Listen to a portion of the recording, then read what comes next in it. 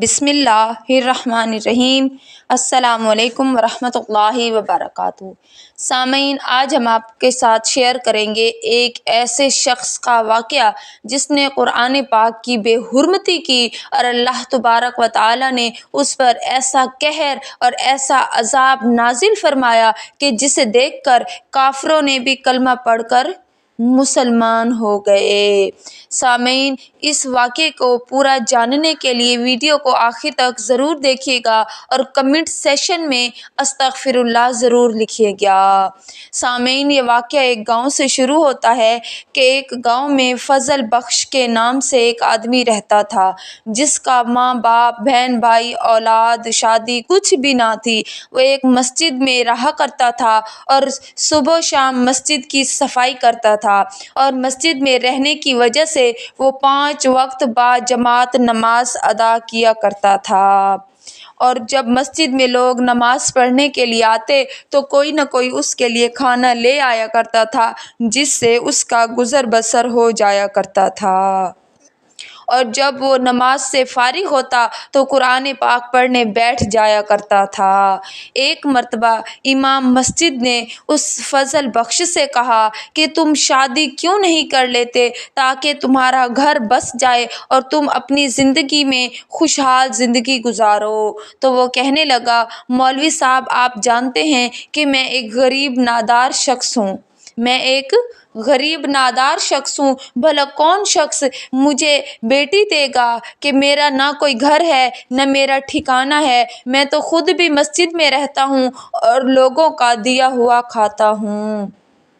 تو امام مسجد نے کہا، تم اس بات کی فکر نہ کرو، میرے دور رشتہ داروں میں ایک طلاق یافتہ لڑکی ہے، میں چاہتا ہوں کہ تمہارا اس سے نکاح کروا دوں۔ تو وہ شخص فضل بخش کہنے لگا کہ اگر کوئی لڑکی مجھ سے شادی کے لیے رضامند ہو جائے تو مجھے کوئی اعتراض نہیں ہے۔ تو امام مسجد نے اس فضل بخش سے کہا کہ تم اپنے لیے کوئی کرائے کا گھر تلاش کرو۔ تو فضل بخش نے کہا، مولوی صاحب، میں کماتا نہیں ہوں تو میں گھر کا کرایہ کیسے ادا کروں گا اور اپنا گھر ہستی کیسے چلاؤں گا؟ تو امام مسجد نے اس سے کہا کہ بس تم کرائے کا گھر تلاش کرو، آگے کی ذمہ داری میری ہے۔ اور پھر مسجد میں اعلان کر دیا کہ جو کوئی اللہ تبارک و تعالیٰ کی راہ میں کچھ دینا چاہتا ہے تو وہ مسجد میں آ کر دے جائے، چاہے وہ گھر کا ضروری سامان ہی کیوں نہ ہو،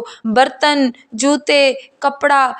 فرنیچر، ساز و سامان، کچھ بھی جو کوئی اللہ کی راہ میں دینا چاہتا ہے وہ آ کر مسجد میں دے جائے۔ جب اعلان سنا تو بہت سے لوگوں نے اللہ کی راہ میں گھر کا سامان جا کر مسجد میں رکھ دیا، اور پھر کرائے کا گھر تلاش کر کے وہ سامان گھر میں شفٹ کر دیا گیا۔ اور پھر امام مسجد نے فضل بخش کو بتایا کہ جمعہ والے دن تمہارا نکاح ہو جائے گا۔ اور پھر جمعہ کا دن آیا تو فضل بخش کا نکاح اس مولوی صاحب نے اس لڑکی سے پڑھوا دیا۔ وہ لڑکی انتہائی صابر، شاکر تھی، اللہ تبارک و تعالیٰ کی نیک بندی تھی، اس کی عبادت کیا کرتی تھی۔ جب فضل بخش نے اپنی بیوی کو دیکھا اور اس کی صفات دیکھی تو بہت خوش ہوا۔ اب اس شخص نے مسجد میں رہنا ختم کر دیا، اپنے گھر میں رہنا شروع کر دیا، اور ایک دن وہ روزگار کی تلاش میں نکلا اور چلتے ہوئے ایک لنگر خانے پر جا پہنچا۔ وہاں پر جا کر اس نے کام طلب کیا تو جو لنگر خانے کا بڑا تھا وہ اللہ کا ایک بزرگ نیک ولی تھا، وہ لوگوں کو مفت میں کھانا کھلایا کرتا تھا۔ جب فضل بخش نے وہاں جا کر اپنے لیے کوئی کام طلب کیا تو اس بڑے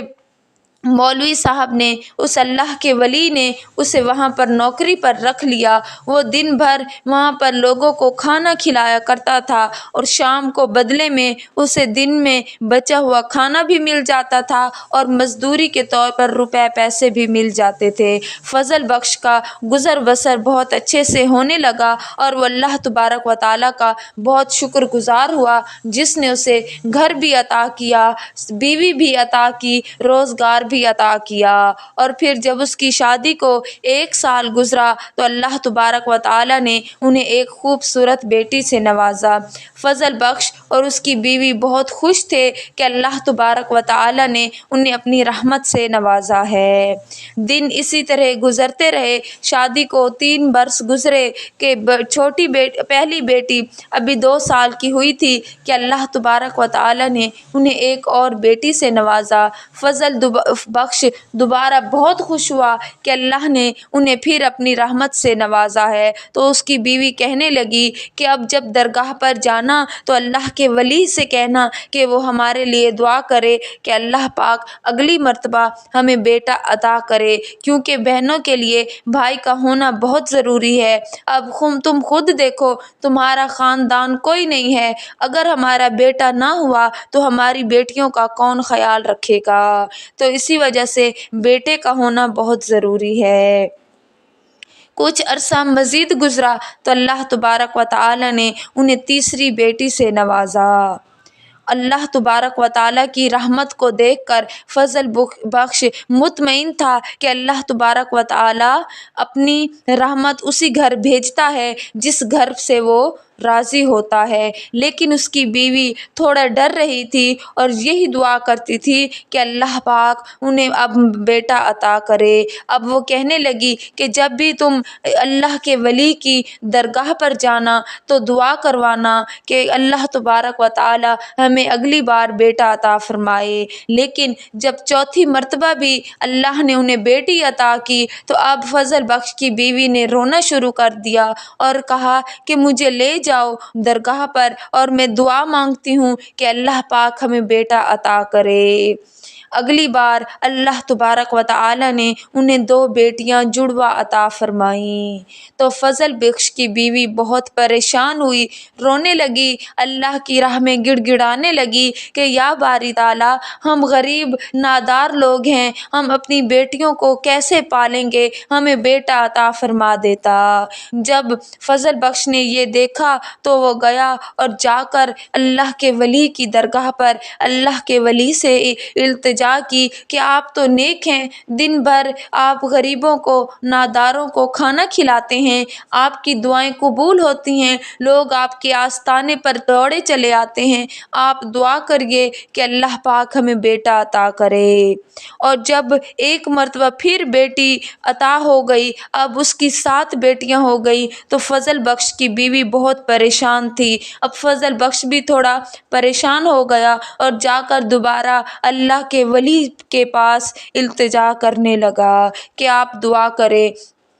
تب اس اللہ کے ولی نے کہا کہ تمہارے لیے امتحان کا وقت ہے، ایک امتحان ہے، اگر تم اس میں پاس ہو گئے تو دیکھ لینا اگلے سال تمہارے گھر چاند چہرے والا ایک نورانی چہرے والا بیٹا آ جائے گا۔ تو فضل بخش نے کہا کہ میں آپ جو بھی امتحان کہیں گے میں اس میں پاس ہونے کی پوری کوشش کروں گا، بس آپ بتائیے کہ مجھے کرنا کیا ہے۔ تب فضل بخش کو بتایا گیا کہ تم نے اب درگاہ پر نہیں آنا، بلکہ تم نے پورا 1 سال تک کسی ویرانے میں جا کر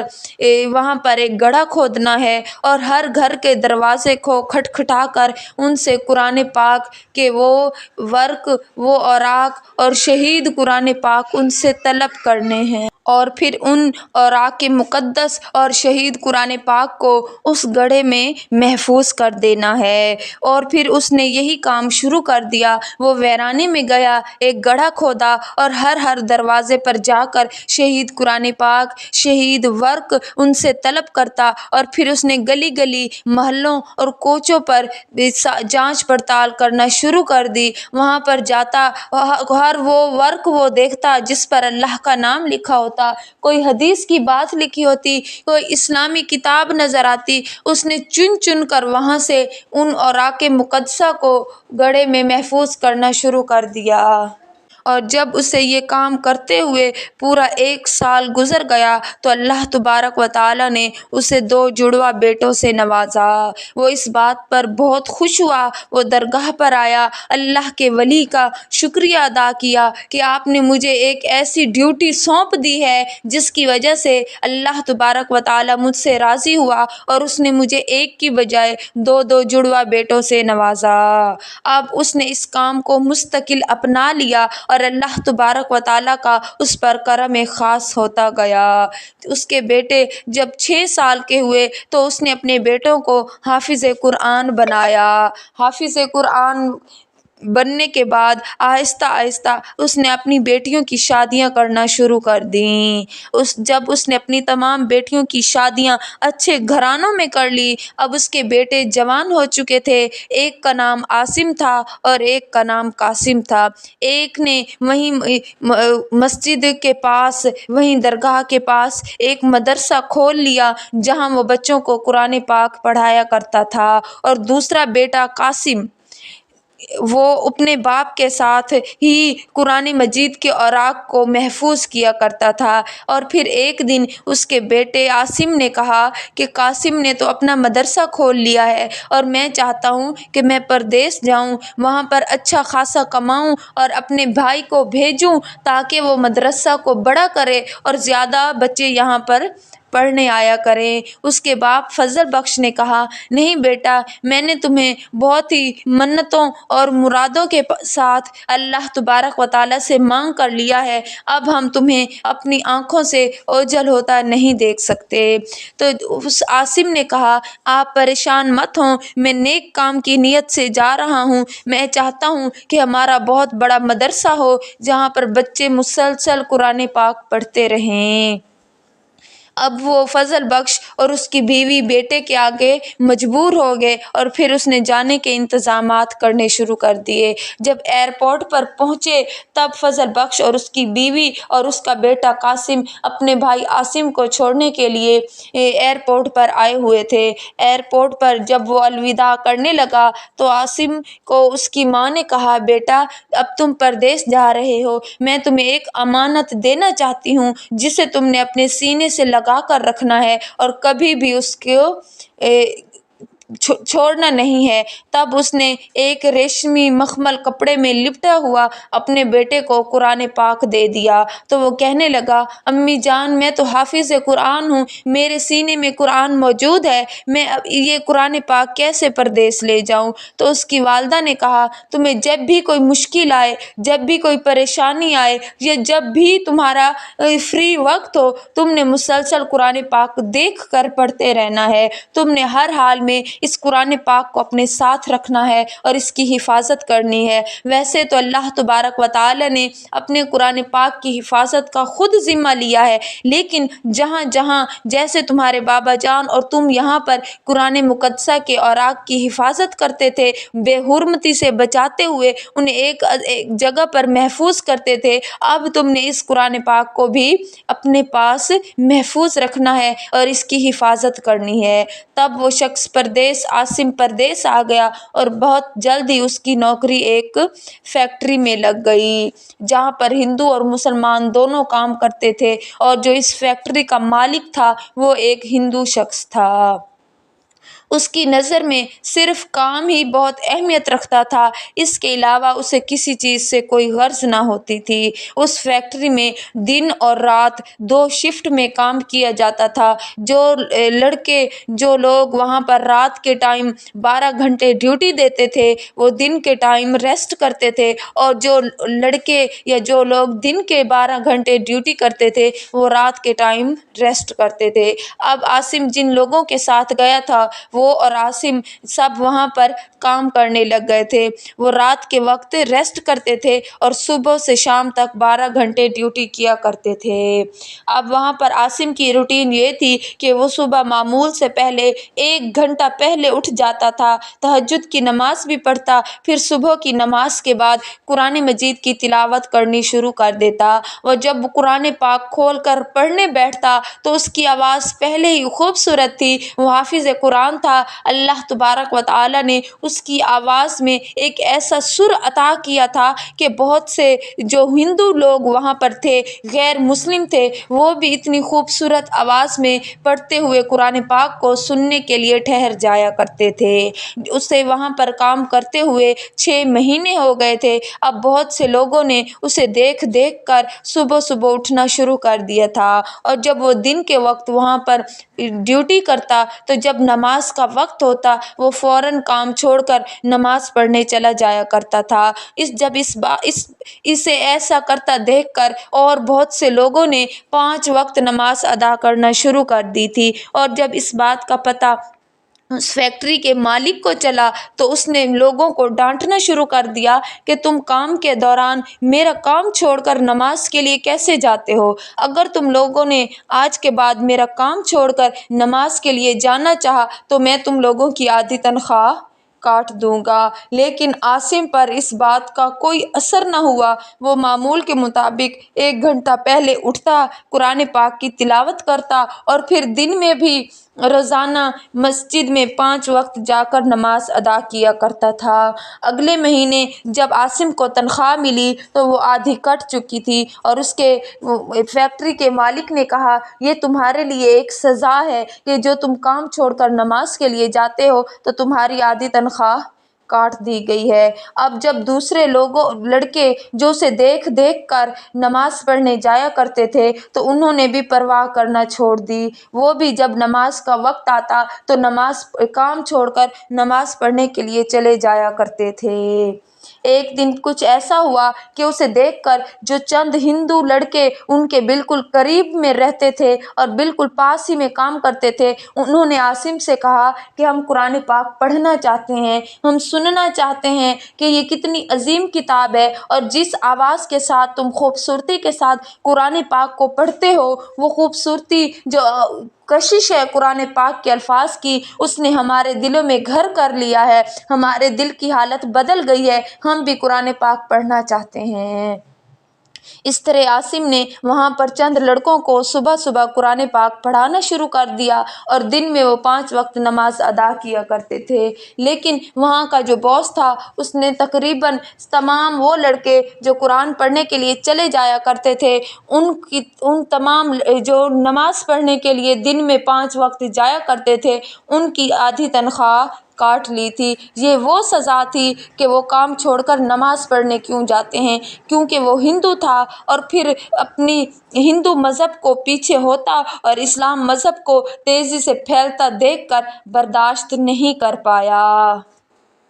اور اتوار کے دن جب فیکٹری سے چھٹی ہوتی تو وہ وہاں کے تمام مسلمان لڑکوں کو لے کر فیکٹری میں ایک جگہ بیٹھ جاتا اور انہیں پیارے آقا علیہ الصلاۃ والسلام کی سیرت مبارکہ بتاتا، پیاری سنتوں پر خود بھی عمل کرتا اور ان سے بھی عمل کرواتا۔ جب یہ سب کچھ اس باس نے دیکھا تو وہ کہنے لگا تم کتنے ڈھیٹ ہو کہ میں نے تمہاری سیلری آدھی کر دی، باقی لڑکوں کی سیلری آدھی کر لی، تم پھر بھی باز نہیں آتے۔ اب میں دیکھتا ہوں کہ تم کب تک اپنے رب کی نافرمانی سے بچے رہو گے۔ اب وہاں پر موجود 3 غیر مسلم لڑکے جو وہاں اسے روز پڑھتا اور پھر عمل کرتا دیکھ رہے تھے، وہ ایک دن ڈرتے ڈرتے عاصم کے پاس آئے اور کہنے لگے کہ ہمیں تمہارا پڑھنا بہت پسند آیا ہے، ہم بھی چاہتے ہیں کہ ہم بھی تمہاری طرح صبح صبح اٹھیں، قرآن پاک پڑھیں، لیکن ہمارا باس سخت ہے اور تم جانتے ہو ہم غیر مسلم ہیں، اگر ہمارے باس کو پتہ چل گیا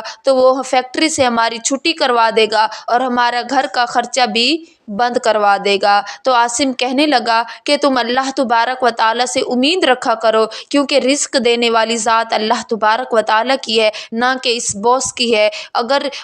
وہ کہنے لگے کہ ہم قرآن پاک پڑھنا چاہتے ہیں، لیکن ہم یہ چاہتے ہیں کہ ابھی اس بات کا پتہ باس کو نہ لگے، ورنہ وہ ہم سے ناراض ہوگا۔ تو کافی سمجھایا عاصم نے کہ اللہ تبارک و تعالیٰ کی ذات بہت بڑی ہے، وہ عزت، ذلت، رزق، تنگ دستی سب کچھ اسی کے ہاتھ میں ہے، وہ جسے جو چاہے جب چاہے عطا کرے، نواز دے، اور جب چاہے اس سے واپس لے لے۔ پوری کائنات کا نظام اللہ تبارک و تعالیٰ ہی چلا رہا ہے۔ پھر بھی اگر تم لوگ اپنے باس سے اتنا ڈرتے ہو تو میں اس بات کا تذکرہ کسی سے نہیں کروں گا۔ اور پھر اس کے بعد ان 3 لڑکوں نے عاصم سے تقریباً 1 سال کے اندر قرآن مجید ختم کر لیا۔ اب وہاں پر عاصم کو کام کرتے ہوئے 3 سال گزر چکے تھے۔ عاصم کے ماحول کی وجہ سے اور کافی لوگوں نے اسلام قبول کر لیا، کلمہ پڑھ کر مسلمان ہو گئے، اور پھر اسے دیکھ کر فیکٹری کا ماحول بدل گیا۔ اور جب اس بات کا پتہ باس کو چلا تو وہ بہت زیادہ چیخا چلایا کہ یہ کون ہوتا ہے جو میری فیکٹری میں آ کر میرے ہی لوگوں کا مالک بنا ہوا ہے۔ بس بہت برداشت کر لیا، اب اس عاصم کی خیر نہیں ہے، یہ آج کا دن اس کی زندگی کا آخری دن ہوگا، اب اس کے بعد وہ اپنی زندگی کا کوئی اور سورج نہیں دیکھ سکتا۔ اگلے دن جمعہ کا دن تھا، صبح کا ٹائم تھا، اور عاصم صبح بلند آواز سے قرآن مجید پڑھ رہا تھا۔ جب باس وہاں پہنچا تو وہ غصے سے آگے بڑھا، اس نے آگے بڑھ کر عاصم کو ایک زوردار تھپڑ مارا اور قرآن پاک لے کر دور گرا دیا، اور پھر ماچس منگوا کر اس قرآن پاک کو آگ لگا دی اور پھر وہاں سے چلا گیا۔ عاصم کو اتنا مارا تھا کہ اسے کافی تکلیف ہوئی، وہ خون میں لت پت ہو گیا، اور اس کے بعد اچانک باس جیسے ہی اپنے کمرے میں پہنچا تو چیخوں کی آواز بلند ہونے لگی۔ اس نے بتایا کہ مجھے بے چینی شروع ہو گئی ہے، میرے جسم میں درد سٹارٹ ہو گیا ہے۔ اسے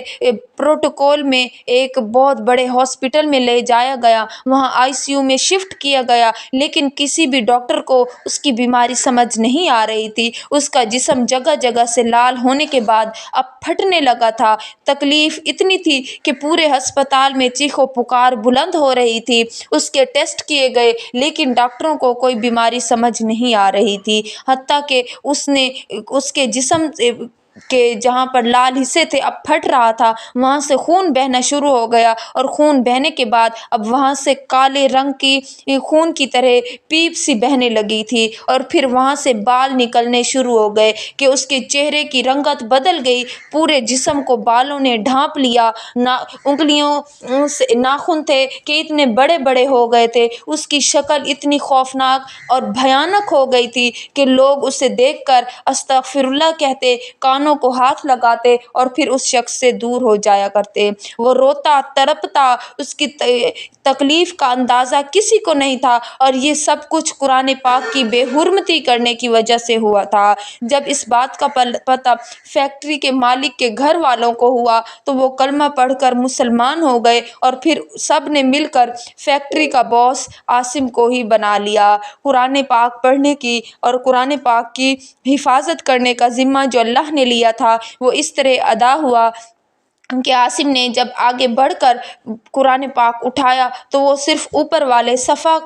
جو باہر والا گتا تھا اس سے آگ لگی تھی، اندر سے قرآن پاک محفوظ تھا۔ سچ فرمایا ہے اللہ تبارک و تعالیٰ نے کہ میں نے اپنے قرآن پاک کی حفاظت کا خود ذمہ لیا ہے، اور جس کی حفاظت کا ذمہ خود اللہ تبارک و تعالیٰ لے تو اسے آنچ بھی کیسے آ سکتی ہے۔ اور عبرتناک انجام ہوا اس باس کا جس نے قرآن پاک کی بے حرمتی کی، اسے ایسا عذاب دردناک دیا گیا کہ وہ چیخ و پکار کرتا، نہ اسے موت آتی، اس کی شکل بگڑ گئی تھی۔ اللہ تبارک و تعالیٰ نے اسے دنیا کے لیے عبرتناک انجام تک پہنچا دیا تھا۔